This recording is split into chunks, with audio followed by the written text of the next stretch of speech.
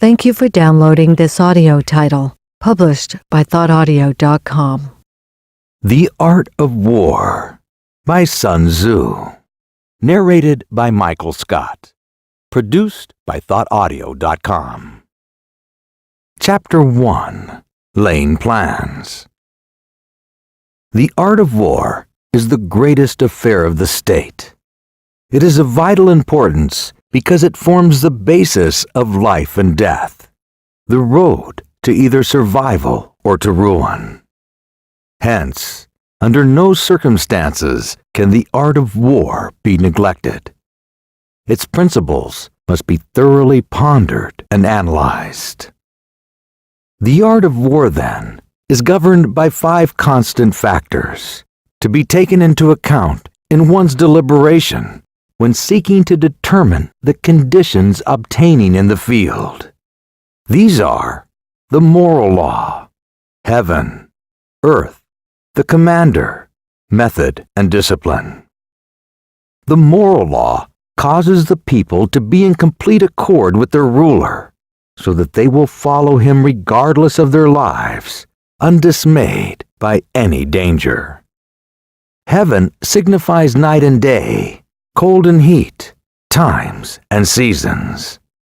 Earth comprises distances, great and small, danger and security, open ground and narrow passes, the chances of life and death. The commander stands for the virtues of wisdom, sincerity, benevolence, courage, and strictness. By method and discipline are to be understood the marshaling of the army in its proper subdivisions, the gradations of rank among the officers, the maintenance of roads by which supplies may reach the army, and the control of military expenditure. These 5 heads should be familiar to every general. He who knows them will be victorious. He who knows them not will fail. Therefore, in your deliberations, when seeking to determine the military conditions, let them be made the basis of a comparison in this way. Which of the 2 sovereigns is imbued with the moral law? Which of the 2 generals has most ability? With whom lie the advantages derived from heaven and earth? On which side is discipline most rigorously enforced? Which army is stronger? On which side are officers and men more highly trained? In which army is there the greatest constancy, both in reward and punishment? By means of these 7 considerations, I can forecast victory or defeat. The general that hearkens to my counsel and acts upon it will conquer. Let such a one be retained in command. The general that hearkens not to my counsel, nor acts upon it, will suffer defeat. Let such a one be dismissed. While heeding the profit of my counsel, avail yourself also of any helpful circumstances over and beyond the ordinary rules. According as circumstances are favorable, one should modify one's plans. All warfare is based on deception. Hence, when able to attack, we must seem unable. When using our forces, we must seem inactive. When we are near, we must make the enemy believe we are far away. When far away, we must make him believe we are near. Hold out baits to entice the enemy. Feign disorder and crush him. If he is secure at all points, be prepared for him. If he is in superior strength, evade him. If your opponent is of choleric temper, seek to irritate him. Pretend to be weak, that he may grow arrogant. If he is taking his ease, give him no rest. If his forces are united, separate them. Attack him where he is unprepared. Appear where you are not expected. These military devices leading to victory must not be divulged beforehand.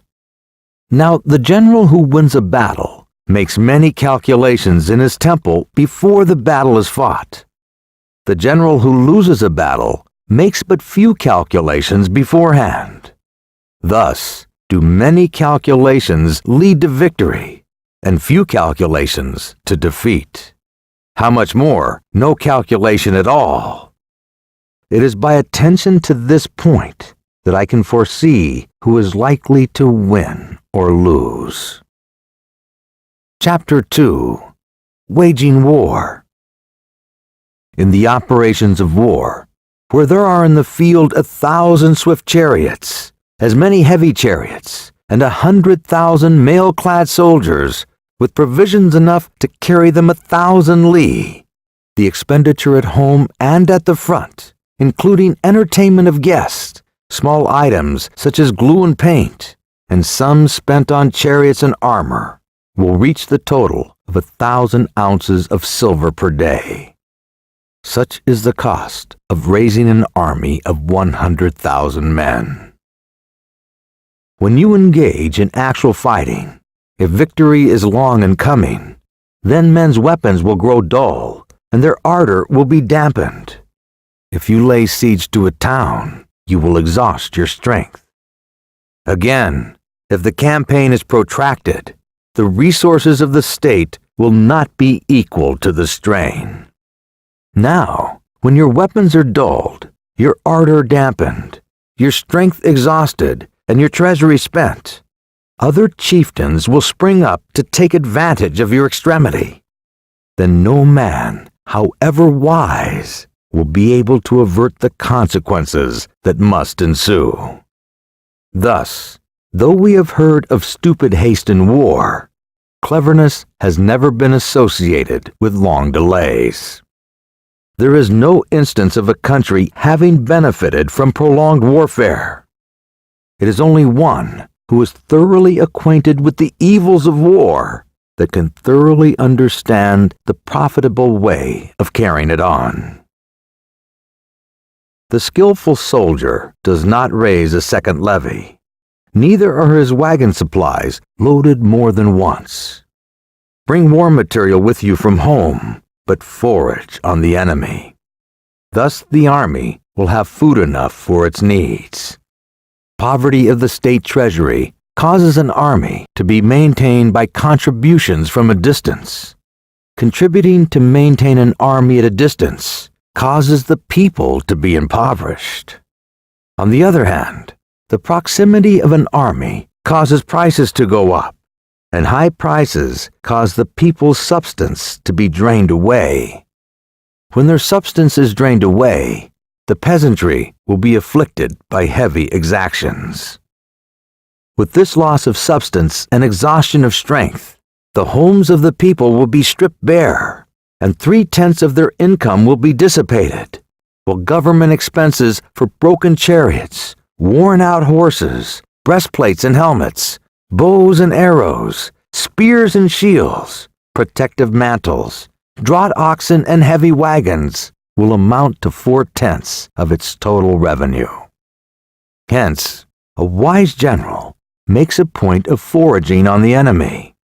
1 cartload of the enemy's provisions is equivalent to 20 of one's own, and likewise, a single cartload of his supplies is equal to 20 from one's own store. Now, in order to kill the enemy, our men must be roused to anger. That there may be an advantage from defeating the enemy, they must have their rewards. Therefore, in chariot fighting, when 10 or more chariots have been taken, those should be rewarded who took the first. Our flags should be substituted for those of the enemy, and the chariots mingled and used in conjunction with ours. The captured soldiers should be kindly treated and kept. This is called using the conquered foe to augment one's own strength. In war, then, let your great objective be victory, not lengthy campaigns. Thus, it may be known that the leader of armies is the arbiter of the people's fate, the man on whom it depends whether the nation shall be in peace or in peril. Chapter 3. Attack by Stratagem. In the practical art of war, the best thing of all is to take the enemy's country whole and intact. To shatter and destroy it is not as good. So too, it is better to recapture an entire army than to destroy it. To capture a regiment, a detachment, or an entire company than to destroy them. Hence, to fight and conquer in all your battles is not supreme excellence. Supreme excellence consists in breaking the enemy's resistance without fighting. Thus, the highest form of generalship is to balk the enemy's plans. The next best is to prevent the junction of the enemy's forces. The next in order is to attack the enemy's army in the field. And the worst policy of all is to besiege walled cities. The rule is not to besiege walled cities if it can possibly be avoided. The preparation of mantlets, movable shelters, and various implements of war will take up to 3 whole months. And the piling up of mounds over against the walls will take 3 months more. The general, unable to control his irritation, will launch his men to the assault like swarming ants, with the result that 1/3 of his men are slain, while the town still remains untaken. Such are the disastrous effects of a siege. Therefore, the skillful leader subdues the enemy's troops without any fighting. He captures their cities without laying siege to them. He overthrows their kingdom without lengthy operations in the field.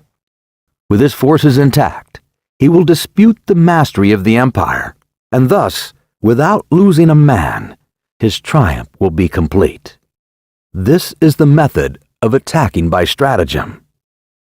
It is the rule in war, if our forces are 10 to the enemy's 1, to surround him; if 5 to 1, to attack him; if twice as numerous, to divide our army into 2. If equally matched, we can offer battle. If slightly inferior in numbers, we can avoid the enemy. If quite unequal in every way, we can flee from him. Hence, though an obstinate fight may be made by a small force, in the end, it must be captured by the larger force. Now the general is the bulwark of the state. If the bulwark is complete at all points, the state will be strong. If the bulwark is defective, the state will be weak. There are 3 ways in which a ruler can bring misfortune upon his army. 1. By commanding the army to advance or to retreat, being ignorant of the fact that it cannot obey. This is called hobbling the army. 2. By attempting to govern an army in the same way as he administers a kingdom, being ignorant of the conditions which obtain in an army. This causes restlessness in the soldiers' minds. 3. By employing the officers of his army without discrimination, through ignorance of the military principles of adaptation to circumstances. This shakes the confidence of the soldiers. When the army is restless and distrustful, trouble is sure to come from the other feudal lords. This is simply bringing anarchy into the army and flinging victory away. Thus, we may know that there are 5 essentials for victory. 1. He will win who knows when to fight and when not to fight. 2. He will win who knows how to handle both superior and inferior forces. 3. He will win whose army is animated by the same spirit throughout all its ranks. 4. He will win who prepared himself, waits to take the enemy unprepared. 5. He will win who has military capacity and is not interfered with by the sovereign. Hence the saying, if you know the enemy and know yourself, you need not fear the result of 100 battles. If you know yourself but not the enemy, for every victory gained, you will also suffer a defeat. If you know neither the enemy nor yourself, you will succumb in every battle. Chapter 4.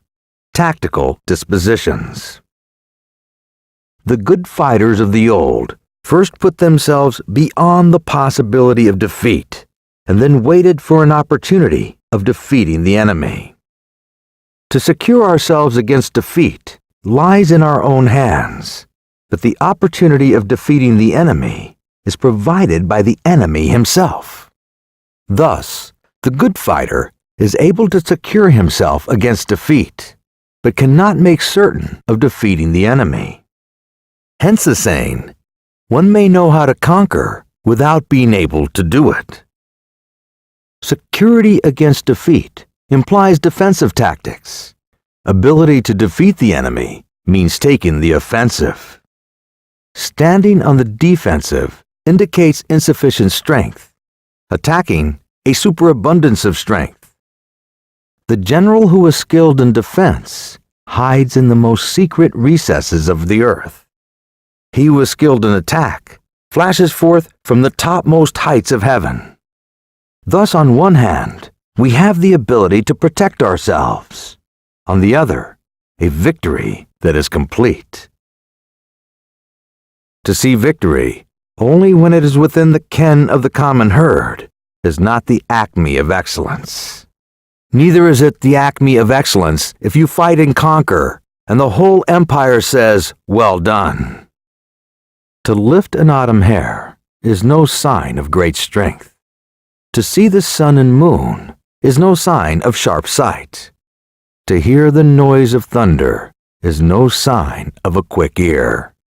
What the ancients called a clever fighter is one who not only wins, but excels in winning with ease. Hence, his victories bring him neither reputation for wisdom nor credit for courage. He wins his battle by making no mistakes. Making no mistakes is what establishes the certainty of victory, for it means conquering an enemy that is already defeated. Hence, the skillful fighter puts himself into a position which makes defeat impossible, and does not miss the moment for defeating the enemy. Thus it is that in war, the victorious strategist only seeks battle after the victory has been won, whereas he who is destined to defeat first fights and afterwards looks for victory. The consummate leader cultivates the moral law and strictly adheres to method and discipline. Thus it is in his power to control success. In respect of military method, we have first measurement, second estimation of quantity, third calculation, fourth balancing of chances, fifth victory. Measurement owes its existence to earth, estimation of quantity to measurement, calculation to estimation of quantity, balancing of chances to calculation, and victory to balancing of chances. A victorious army opposed to a routed one is a pound's weight placed in the scale against a single grain. The onrush of a conquering force is like the bursting up of pent-up waters into a chasm 1,000 fathoms deep. Chapter 5. Energy. The control of a large force is the same principle as the control of a few men. It is merely a question of dividing up their numbers. Fighting with a large army under your command is no wise different from fighting with a small one. It is merely a question of instituting signs and signals. To ensure that your whole host may withstand the brunt of the enemy's attack and remain unshaken, this is effected by maneuvers direct and indirect. That the impact of your army may be like a grindstone dashed against an egg, this is effected by the science of weak points and strong. In all fighting, the direct method may be used for joining battle, but indirect methods will be needed in order to secure victory.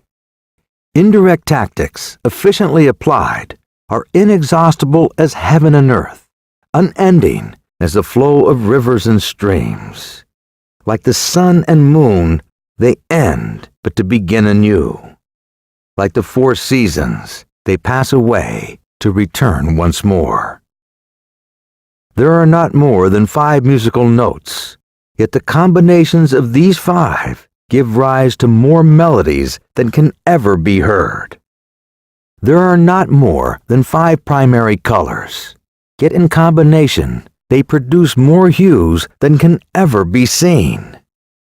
There are not more than 5 cardinal tastes, yet combinations of them yield more flavors than can ever be tasted. In battle, there are not more than 2 methods of attack, the direct and the indirect. Yet these 2 in combination give rise to an endless series of maneuvers. The direct and the indirect lead on to each other in turn. It is like moving in a circle. You never come to an end. Who can exhaust the possibilities of their combination?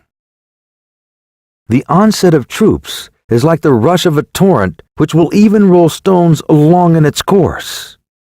The quality of decision is like the well-timed swoop of a falcon which enables it to strike and destroy its victim. Therefore, the good fighter will be terrible in his onset and prompt in his decision. Energy will be likened to the bending of a crossbow, decision to the releasing of a trigger. Amid the turmoil and tumult of battle, there may be seeming disorder, and yet no real disorder at all. Amid confusion and chaos, your array may be without head or tail, yet it will be proof against defeat. Simulated disorder postulates perfect discipline. Simulated fear postulates courage. Simulated weakness postulates strength. Hiding order beneath the cloak of disorder is simply a question of subdivision. Concealing courage under a shadow of timidity presupposes a fund of latent energy. Masking strength with weakness is to be effected by tactical dispositions. Thus, one who is skillful at keeping the enemy on the move maintains deceitful appearances according to which the enemy will act. He sacrifices something that the enemy may snatch at it. By holding out baits, he keeps him on the march. Then, with a body of picked men, he lies in wait for him. The clever combatant looks to the effect of combined energy and does not require too much from individuals. Hence, his ability to pick out the right men and utilize combined energy. When he utilizes combined energy, his fighting men become as it were like unto rolling logs or stones, for it is the nature of a log or stone to remain motionless on level ground and to move when on a slope, if four-cornered, to come to a standstill, but if round-shaped, to go rolling down. Thus, the energy developed by good fighting men is as the momentum of a round stone rolling down a mountain thousands of feet in height. The end of Part 1. Please continue to Part 2. Published by ThoughtAudio.com. Segment 2. Published by ThoughtAudio.com. The Art of War by Sun Tzu. Narrated by Michael Scott. Chapter 6. Weak Points and Strong. Whoever is first in the field and awaits the coming of the enemy will be fresh for the fight. Whoever is second in the field and has to hasten to battle will arrive exhausted. Therefore, the clever combatant imposes his will on the enemy, but does not allow the enemy's will to be imposed on him. By holding out advantages to him, he can cause the enemy to approach of his own accord, or, by inflicting damage, he can make it impossible for the enemy to draw near. If the enemy has taken his ease, he can harass him. If well supplied with food, he can starve him out. If quietly encamped, he can force him to move. Appear at points which the enemy must hasten to defend. March swiftly to places where you are not expected. An army may march great distances without distress if it marches through country where the enemy is not. You can be sure of succeeding in your attacks if you only attack places which are undefended. You can ensure the safety of your defense if you only hold positions that cannot be attacked. Hence, that general is skillful in attack whose opponent does not know what to defend, and is skillful in defense whose opponent does not know what to attack.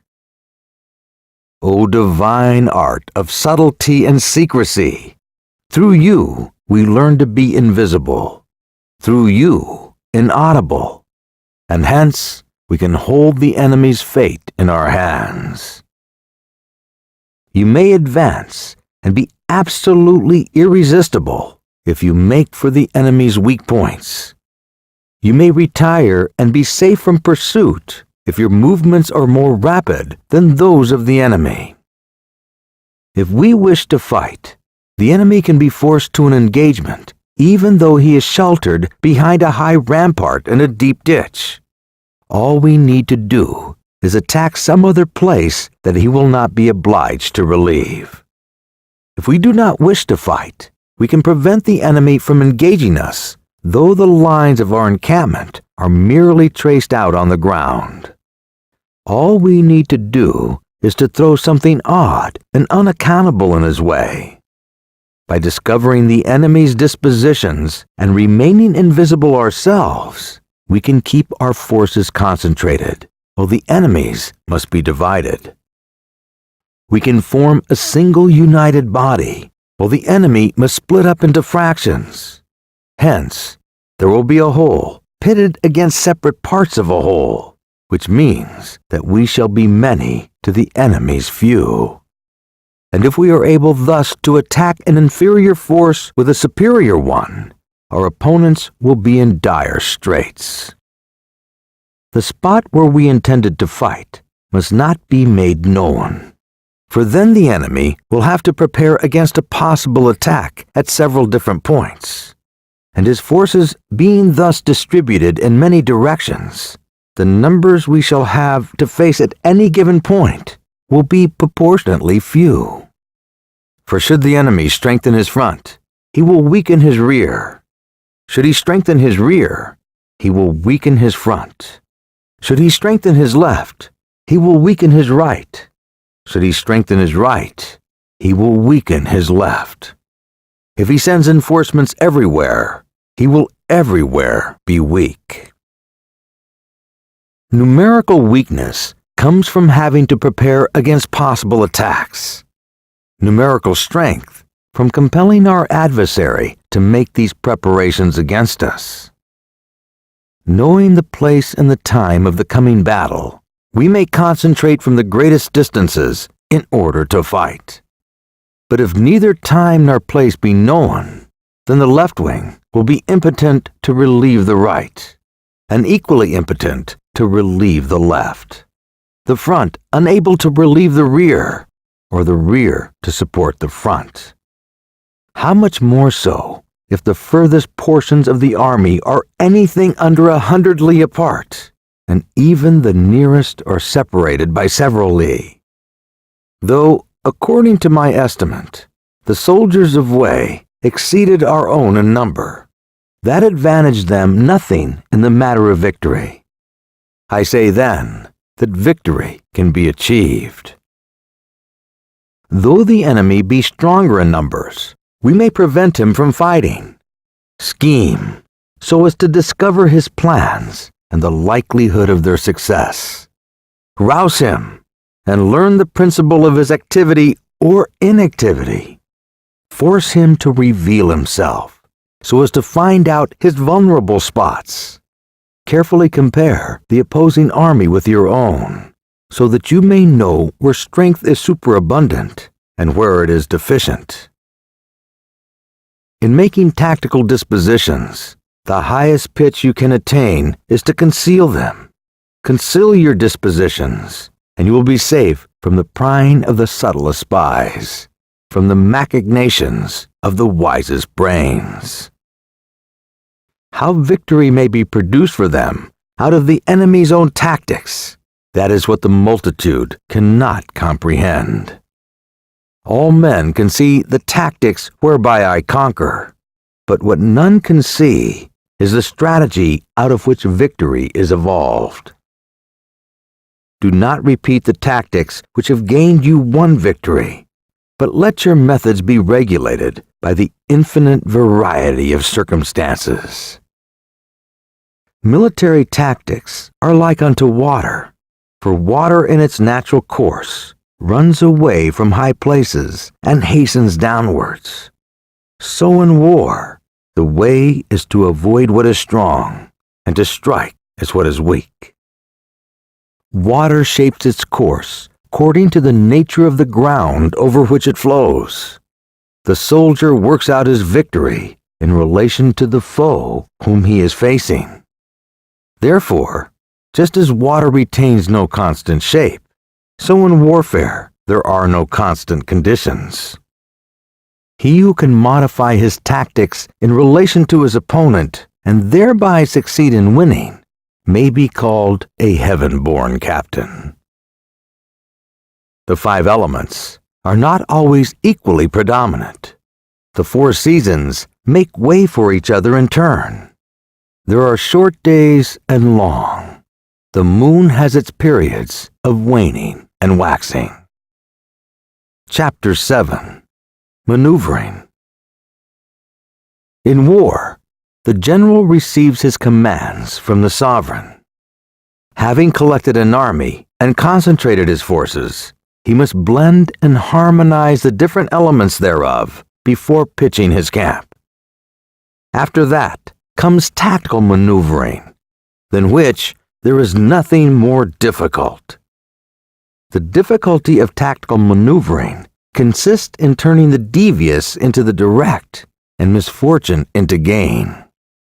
Thus, to take a long and circuitous route after enticing the enemy out of the way, and those starting after him, to contrive to reach the goal before him, shows knowledge of the artifice of deviation. Maneuvering with an army is advantageous, with an undisciplined multitude most dangerous. If you set a fully equipped army in march in order to snatch an advantage, the chances are that you will be too late. On the other hand, to detach a flying column for the purpose involves the sacrifice of its baggage and stores. Thus, if you order your men to roll up their buff coats and make forced marches without halting day or night, covering double the usual distance at a stretch, doing 100 li in order to wrest an advantage, the leaders of all your 3 divisions will fall into the hands of the enemy.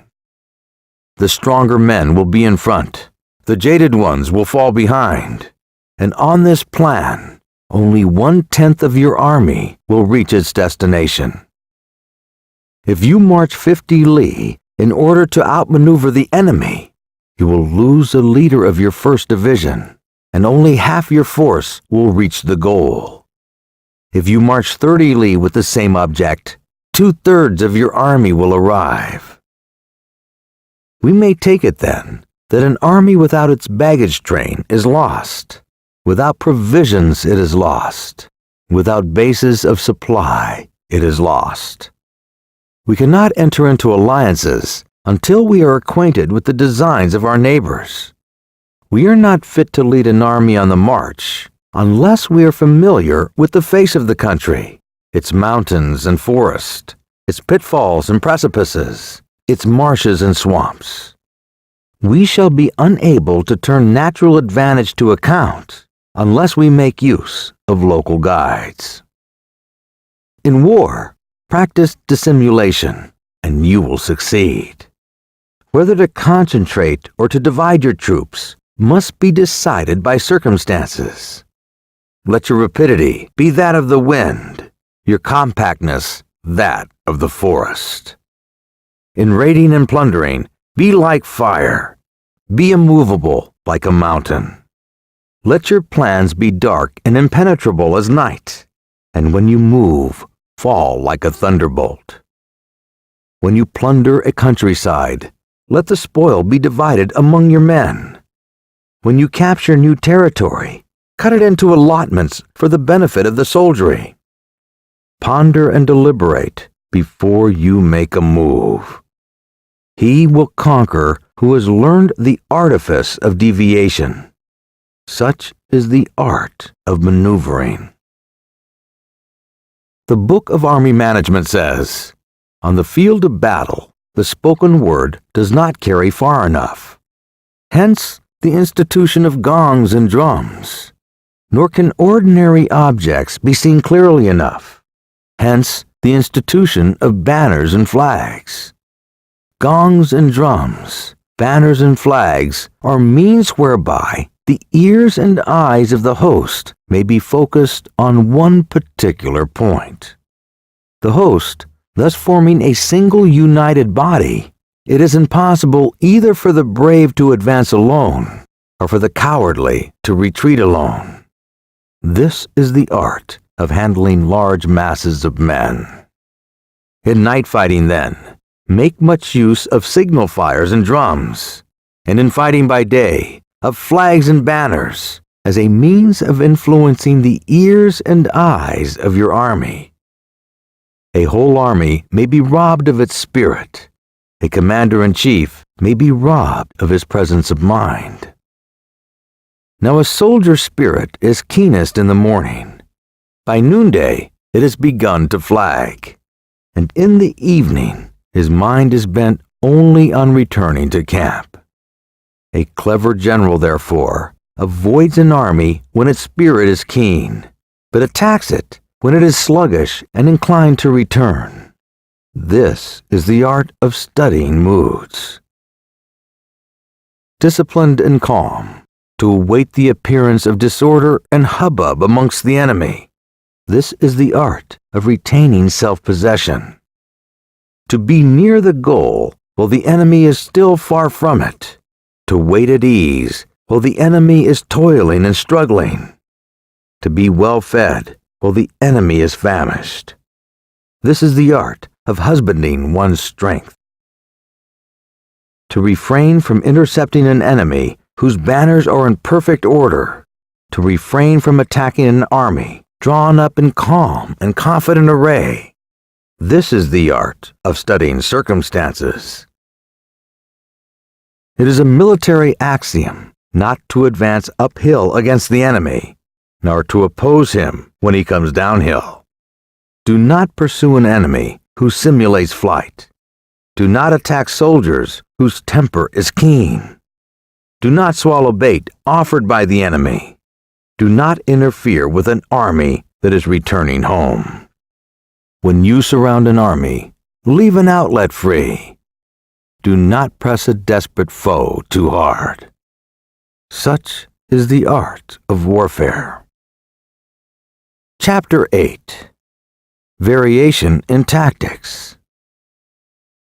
In war, the general receives his command from the sovereign, collects his army, and concentrates his forces. When in difficult country, do not encamp. In country where high roads intersect, join hands with your allies. Do not linger in dangerously isolated positions. In hemmed-in situations, you must resort to stratagem. In desperate position, you must fight. There are roads which must not be followed, armies which must not be attacked, towns which must not be besieged, positions which must not be contested, commands of the sovereign which must not be obeyed. The general who thoroughly understands the advantages that accompany variation of tactics knows how to handle his troops. The general who does not understand these may be well acquainted with the configuration of the country, yet he will not be able to turn his knowledge to practical account. So the student of war, who is unversed in the art of war of varying his plans, even though he be acquainted with the 5 advantages, will fail to make the best use of his men. Hence, in the wise leader's plans, considerations of advantage and of disadvantage will be blended together. If our expectation of advantage be tempered in this way, we may succeed in accomplishing the essential part of our schemes. If, on the other hand, in the midst of difficulties, we are always ready to seize an advantage, we may extricate ourselves from misfortune. Reduce the hostile chiefs by inflicting damage on them, make trouble for them, and keep them constantly engaged. Hold out precious allurements and make them rush to any given point. The art of war teaches us to rely not on the likelihood of the enemy's not coming, but on our readiness to receive him, not on the chance of his not attacking, but rather on the fact that we have made our position unassailable. There are 5 dangerous faults which may affect a general: recklessness, which leads to destruction; cowardice, which leads to capture; a hasty temper, which can be provoked by insults; a delicacy of honor, which is sensitive to shame; oversensitivity for his men, which exposes him to worry and trouble. These are the 5 besetting sins of a general, ruinous to the conduct of war. When an army is overthrown and its leaders slain, the cause will surely be found among these 5 dangerous faults. Let them be a subject of meditation. Chapter 9. The Army on the March. We come now to the question of encamping the army and observing signs of the enemy. Pass quickly over mountains and keep in the neighborhood of valleys. Camp in high places facing the sun. Do not climb heights in order to fight. After crossing a river, you should get far away from it. When an invading force crosses a river in its onward march, do not advance to meet it in midstream. It will be best to let half the army get across and then deliver your attack. If you are anxious to fight, you should not go to meet the invader near a river which he has to cross. Moor your craft higher up than the enemy and facing the sun. Do not move upstream to meet the enemy. In crossing salt marshes, your sole concern should be to get over them quickly without any delay. If forced to fight in a salt marsh, you should have water and grass near you and get your back to a clump of trees. In dry, level country, take up an easily accessible position with rising ground to your right and on your rear, so that the danger may be in front and safety lie behind.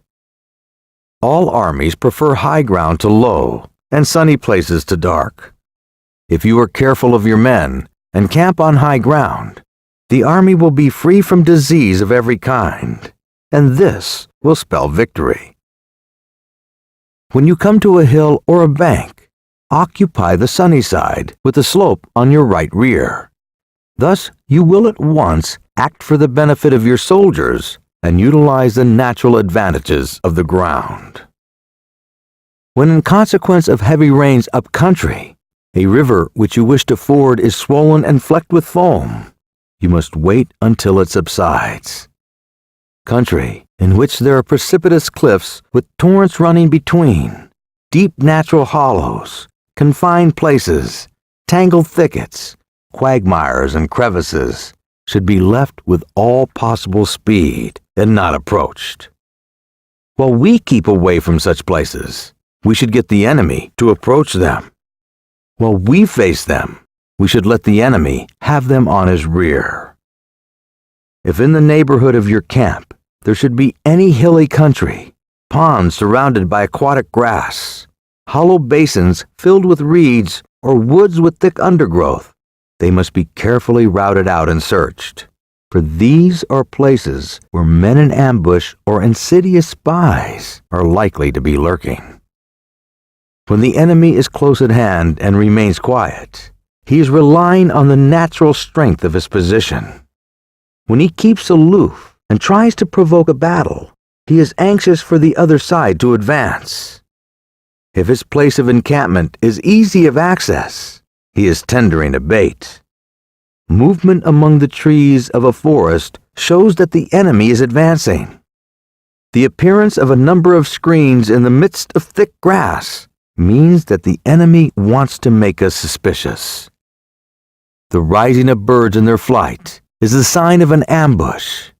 Startled beasts indicate that a sudden attack is coming.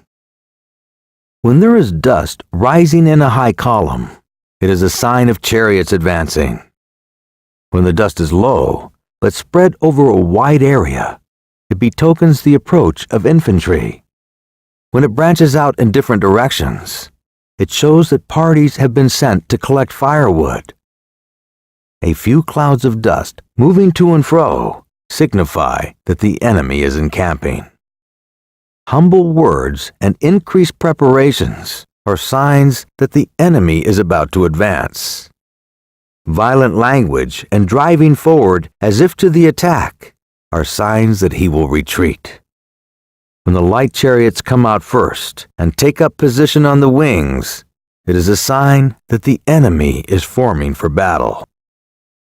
Peace proposals, unaccompanied by a sworn covenant, indicate a plot. When there is much running about and the soldiers fall into rank, it means that the critical moment has come. When some are seen advancing and some retreating, it is a lure. When the soldiers stand leaning on their spears, they are faint from want of food. If those who are sent to draw water begin by drinking themselves, the army is suffering from thirst. If the enemy sees an advantage to be gained and makes no effort to secure it, the soldiers are exhausted. If birds gather on any spot, it is unoccupied. Clamor by night betokens nervousness. If there is disturbance in the camp, the general's authority is weak. If the banners and flags are shifted about, sedition is afoot. If the officers are angry, it means that the men are weary. When an army feeds its horses with grain and kills its cattle for food, and when the men do not hang their cooking pots over the campfires, showing that they will not return to their tents, you may know that they are determined to fight to the death. The sight of men whispering together in small knots or speaking in subdued tones points to dissatisfaction among the rank and file. Too frequent rewards signifies that the enemy is at the end of his resources. Too many punishments betray a condition of dire distress. To begin by bluster, but afterwards to take fright at the enemy's numbers, shows a supreme lack of intelligence. When envoys are sent with compliments in their mouths, it is a sign that the enemy wishes for a truce. If the enemy's troops march up angrily and remain facing ours for a long time without either joining battle or taking themselves off again, the situation is one that demands great vigilance and circumspection. If our troops are no more in number than the enemy, that is amply sufficient. It only means that no direct attack can be made. What we can do is simply to concentrate all of our available strength, keep a close watch on the enemy, and obtain reinforcements.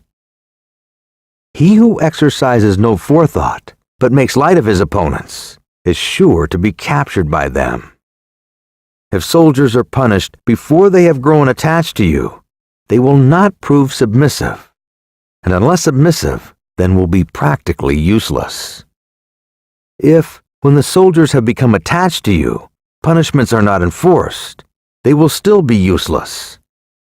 Therefore, soldiers must be treated in the first instance with humanity, but kept under control by means of iron discipline. This is a certain road to victory. If in training, soldiers' commands are habitually enforced, the army will be well disciplined. If not, its discipline will be bad. If a general shows confidence in his men, but always insists on his orders being obeyed, the gain will be mutual. The end of Part 2. Please continue to Part 3. Published by ThoughtAudio.com. Segment 3. Published by ThoughtAudio.com. The Art of War by Sun Tzu. Narrated by Michael Scott. Chapter 10. Terrain. We may distinguish 6 kinds of terrain: accessible ground, entangling ground, temporizing ground, narrow passes, precipitous heights, positions at a great distance from the enemy. Ground which can be freely traversed by both sides is called accessible. With regard to ground of this nature, be before the enemy in occupying the raised and sunny spots, and carefully guard your line of supplies. Then you will be able to fight with advantage. Ground which can be abandoned but is hard to reoccupy is called entangling. From a position of this sort, if the enemy is unprepared, you may sally forth and defeat him. But if the enemy is prepared for your coming, and you will fail to defeat him, then return being impossible, disaster will ensue. When the position is such that neither side will gain by making the first move, it is called temporizing ground. In a position of this sort, even though the enemy should offer us an attractive bait, it will be advisable not to stir forth, but rather to retreat, thus enticing the enemy in his turn. Then, when part of his army has come out, we may deliver our attack with advantage. With regard to narrow passes, if you occupy them first, let them be strongly garrisoned and await the advent of the enemy. Should the army forestall you in occupying a pass, do not go after him if the pass is fully garrisoned, but only if it is weakly garrisoned. With regard to precipitous heights, if you are beforehand with your adversary, you should occupy the raised and sunny spots, and there wait for him to come up. If the enemy has occupied them before you, do not follow him, but retreat and try to entice him away. If you are situated at a great distance from the enemy, and the strength of the 2 armies is equal, it is not easy to provoke a battle, and fighting will be to your disadvantage. These 6 are the principles connected with earth. The general who has attained a responsible post must be careful to study them. Now, an army is exposed to 6 several calamities, not arising from natural causes, but from the faults for which the general is responsible. These are flight, insubordination, collapse, ruin, disorganization, and rout. Other conditions being equal, if one force is hurled against another 10 times its size, the result will be the flight of the attacking force. When the common soldiers are too strong and their officers too weak, the result is insubordination. When the officers are too strong and the common soldiers too weak, the result is collapse.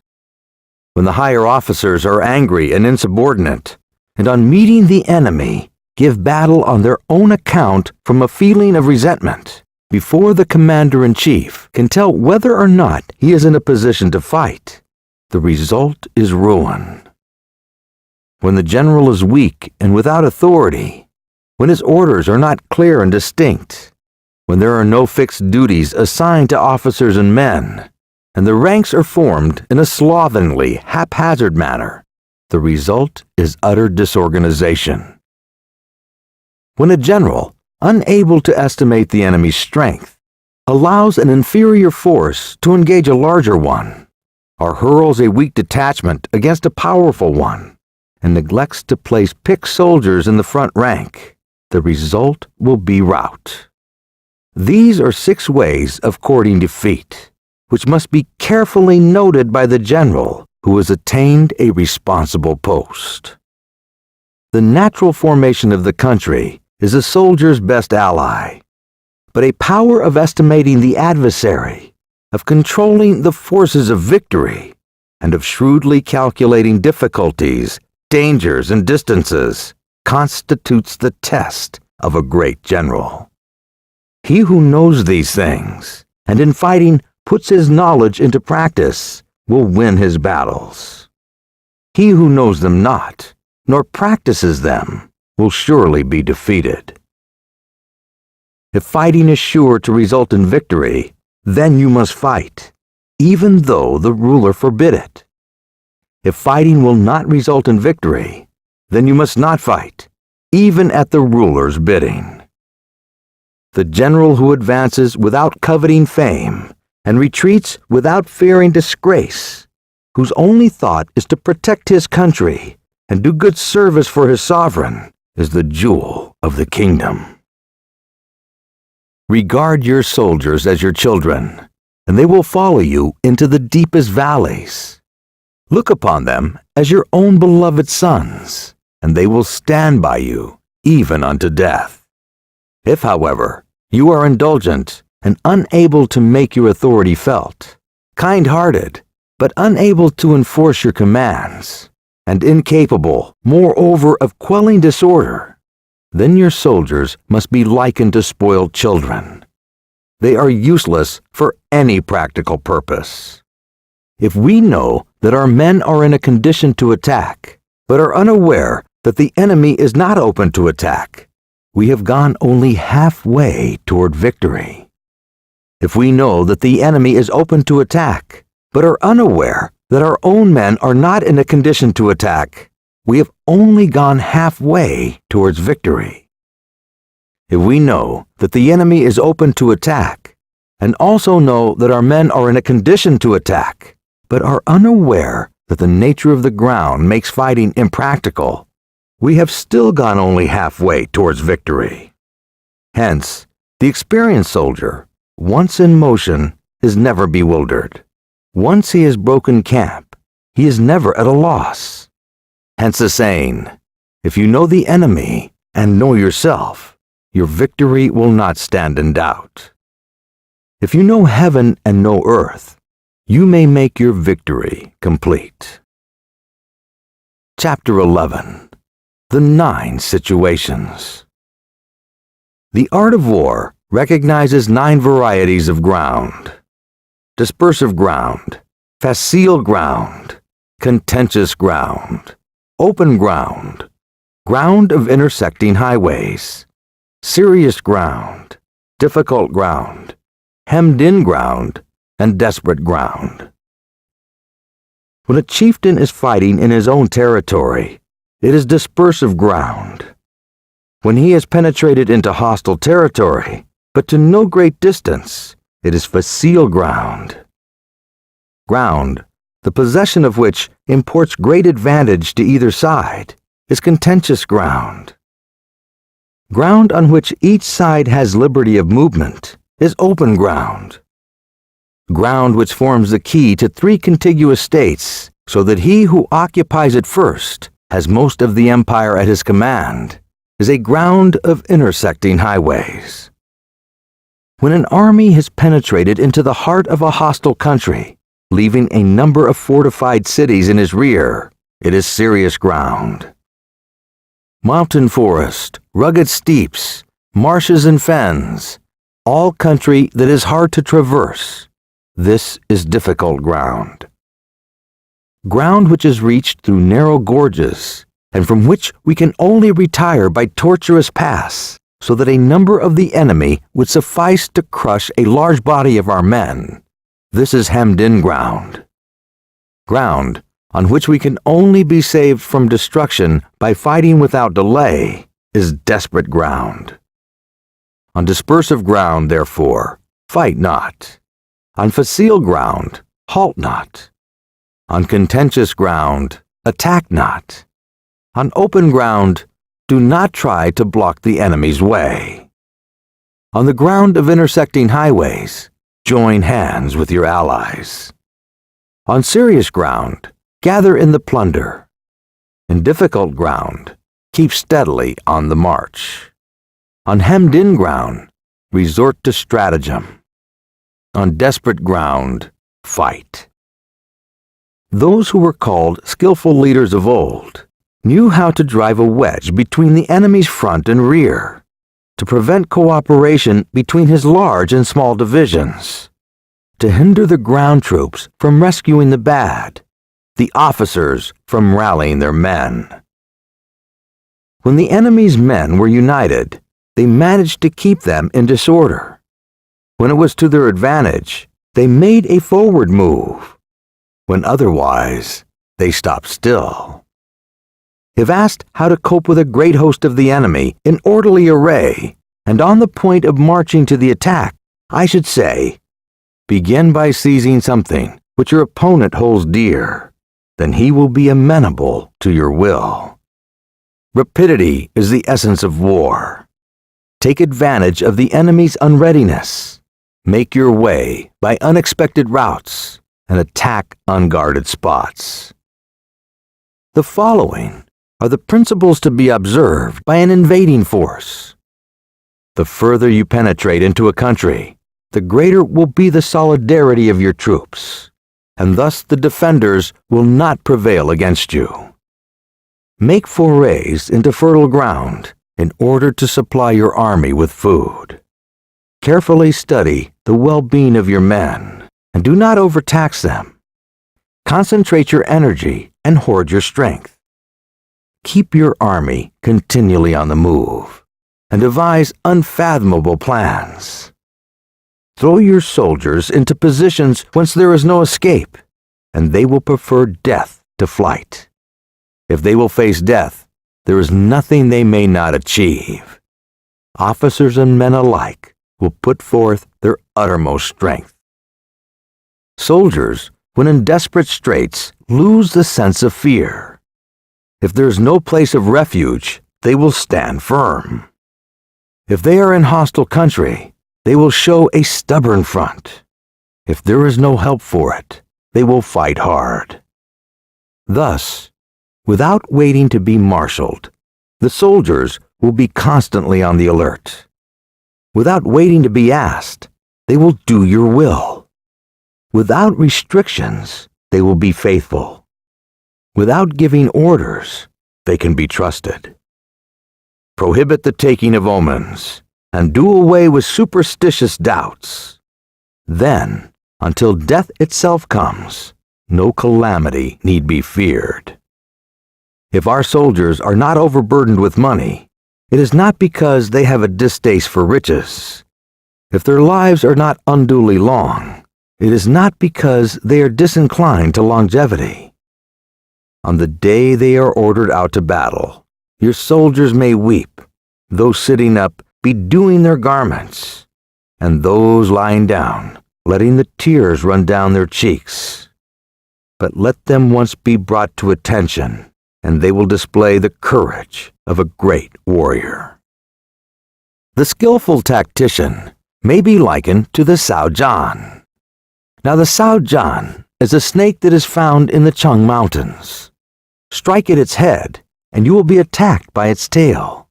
Strike at its tail, and you will be attacked by its head. Strike at its middle, and you will be attacked by head and tail both. Asked if an army can be made to imitate the Saojan, I answer yes. For the men of Wu and the men of Ye are enemies. Yet, if they are crossing a river in the same boat and are caught by a storm, they will come to each other's assistance, just as the left hand helps the right. Hence, it is not enough to put one's trust in the tethering of horses and the bearing of chariot wheels in the ground. The principle on which to manage an army is to set up one standard of courage which all must reach. How to make the best of both strong and weak, that is a question involving the proper use of ground.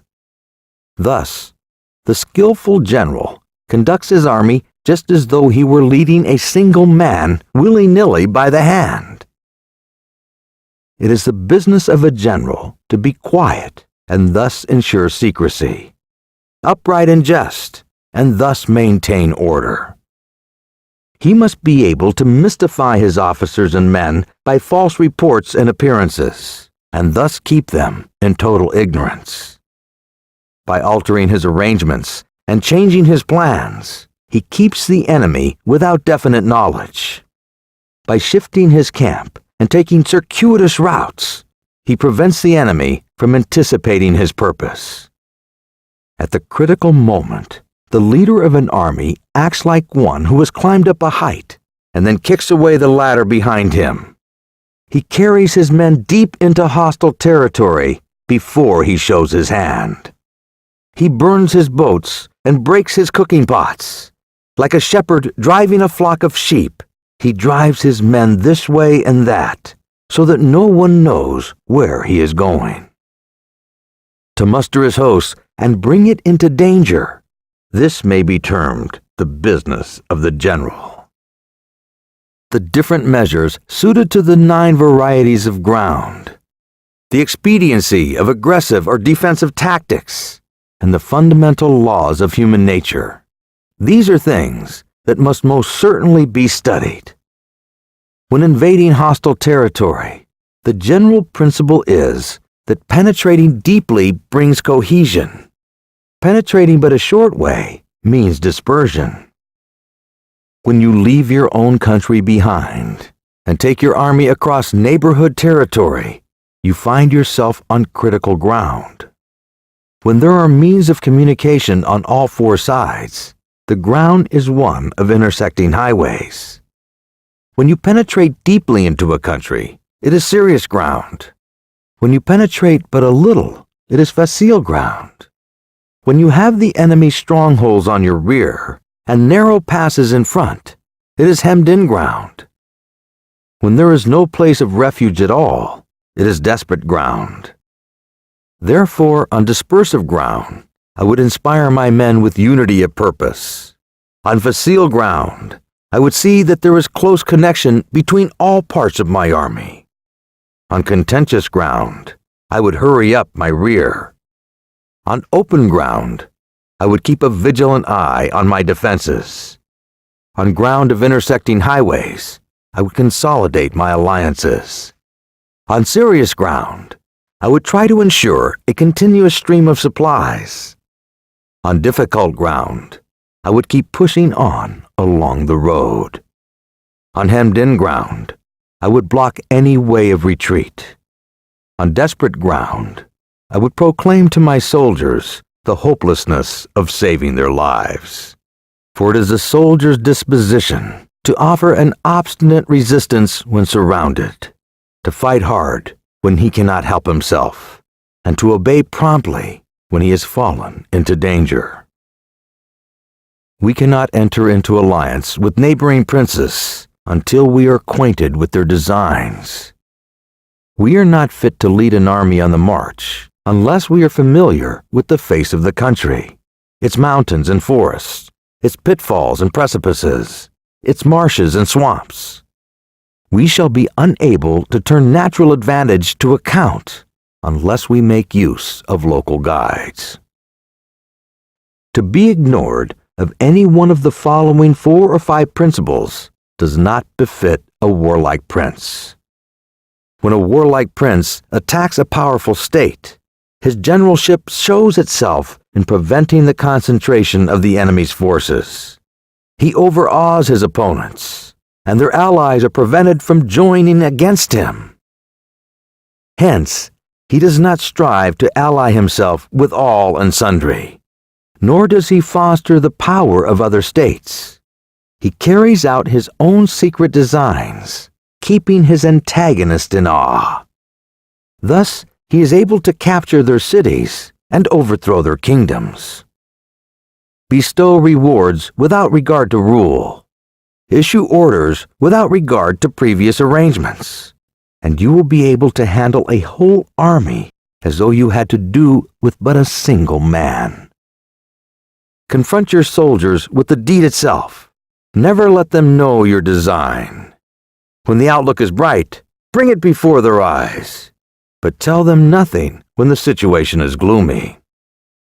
Place your army in deadly peril, and it will survive. Plunge it into desperate straits, and it will come off safely. for it is precisely when a force has fallen into harm's way that it's capable of striking a blow for victory. Success in warfare is gained by carefully accommodating ourselves to the enemy's purpose. By persistently hanging on the enemy's flank, we shall succeed in the long run in killing the commander-in-chief. This is called ability to accomplish a thing by sheer cunning. On the day that you take up your command, block the frontier passes, destroy the official tallies, and stop the passage of all emissaries. Be stern in the council chamber so that you may control the situation. If the enemy leaves the door open, you must rush in. Forestall your opponent by seizing what he holds dear, and subtly contrive to time his arrival on the ground. Walk in the path defined by rule, and accommodate yourself to the enemy until you can fight a decisive battle. At first, then, exhibit the coyness of a maiden until the enemy gives you an opening. Afterwards, emulate the rapidity of a running hare, and it will be too late for the enemy to oppose you. Chapter 12. The Attack by Fire. There are 5 ways of attacking with fire. The first is to burn soldiers in their camp. The second is to burn stores. The third is to burn baggage trains. The fourth is to burn arsenals and magazines. The fifth is to hurl dropping fire among the enemy. In order to carry out an attack, we must have means available. The material for raising fire should always be kept in readiness. There is a proper season for making attacks with fire, and special days for starting a conflagration. The proper season is when the weather is very dry. The special days are those when the moon is in the constellation of Sieve, the Wall, the Wing, or the Crossbar, for these 4 are all the days of rising wind. In attacking with fire, one should be prepared to meet 5 possible developments. When fire breaks out inside an enemy's camp, respond at once with an attack from without. If there is an outbreak of fire, but the enemy's soldiers remain quiet, bide your time and do not attack. When the force of the flames has reached its height, follow it up with an attack if that is practical. If not, stay where you are. If it is possible to make an assault with fire from without, do not wait for it to break out within, but deliver your attack at a favorable moment. When you start a fire, be to the windward of it. Do not attack from the leeward. A wind that rises in the daytime lasts long, but a night breeze soon falls. In every army, the 5 developments connected with fire must be known, the movements of the stars calculated, and a watch kept for the proper days. Hence, those who use fire as an aid to the attack show intelligence. Those who use water as an aid to the attack gain an ascension of strength.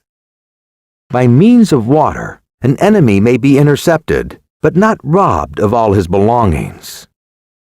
Unhappy is the fate of one who tries to win his battles and succeed in his attacks without cultivating the spirit of enterprise, for the result is a waste of time and general stagnation.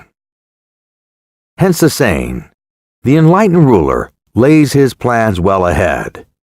The good general cultivates his resources. Move not unless you see an advantage. Use not your troops unless there is something to be gained. Fight not unless the position is critical. No ruler should put troops into the field merely to gratify his own spleen. No general should fight a battle simply out of pique. If it is to your advantage, make a forward move. If not, stay where you are. Anger may in time change to gladness. Vexation may be succeeded by content. But a kingdom that has once been destroyed can never come again into being, nor can the dead ever be brought back to life. Hence, the enlightened ruler is heedful, and the good general full of caution. This is the way to keep a country at peace and an army intact. Chapter 13. The Use of Spies. Raising a host of 100,000 men and marching them great distances entails heavy loss on the people and a drain on the resources of the state. The daily expenditure will amount to 1,000 ounces of silver. There will be commotion at home and abroad, and men will drop down exhausted on the highways. As many as 700,000 families will be impeded in their labor. Hostile armies may face each other for years, striving for the victory which is decided in a single day. This being so, to remain in ignorance of the enemy's condition simply because one begrudges the outlay of 100 ounces of silver in honors and emoluments is the height of inhumanity. One who acts in this way is no leader of men, and no present help to a sovereign, and no master of victory. Thus, what enables the wise sovereign and the good general to strike and conquer, and achieve things beyond the reach of ordinary men, is foreknowledge. Now this foreknowledge cannot be elicited from spirits. It cannot be obtained inductively from experience, nor by any deductive calculation. Knowledge of the enemy's dispositions can only be obtained from other men. Hence, the use of spies, of whom there are 5 classes: local spies, inward spies, converted spies, doomed spies, and surviving spies. When these 5 kinds of spy are all at work, none can discover the secret system. This is called the divine manipulation of the threads. It is a sovereign's most precious faculty. Having local spies means employing the services of the inhabitants of a district. Having inward spies, making use of the officials of the enemy. Having converted spies, getting hold of the enemy's spies and using them for our own purposes. Having doomed spies, doing certain things openly for purposes of deception, and allowing our spies to know of them and report them to the enemy. Surviving spies, finally, are those who bring back news from the enemy's camp. Hence it is that which none in the whole army are more intimate relations to be maintained than with spies. None should be more liberally rewarded. In no other business should greater secrecy be preserved. Spies cannot be fully employed without a certain intuitive sagacity. They cannot be properly managed without benevolence and straightforwardness. Without subtle ingenuity of mind, one cannot make certain of the truth of their reports. Be subtle and use your spies for every kind of business. If a secret piece of news is divulged by a spy before the time is ripe, he must be put to death together with the man to whom the secret was told. Whether the object be to crush an army, to storm a city, or to assassinate an individual, it is always necessary to begin by finding out the name of the attendants, the aides de camp, and doorkeepers, and sentries of the general in command. Our spies must be commissioned to ascertain these things. The enemy's spies who have come to spy on us must be sought out, tempted with bribes, led away, and comfortably housed. Thus, they will become converted spies and available for our service. It is through the information brought by the converted spy that we are able to acquire and employ local and inward spies. It is owing to his information again that we can cause the doomed spy to carry false tidings to the enemy. Lastly, it is by his information that the surviving spy can be used on appointed occasions. The end and aim of spying, in all its 5 varieties, is knowledge of the enemy. and this knowledge can only be derived in the first instance from the converted spy. Hence, it is essential that the converted spy be treated with the utmost liberality. Hence, it is only the enlightened ruler and the wise general who will use the highest intelligence of the army for the purposes of spying, and thereby they achieve great results. Spies are the most important element in war, because on them depends an army's ability to move. Thus ends The Art of War of Sun Tzu. Thank you for downloading this audio title, published by thoughtaudio.com.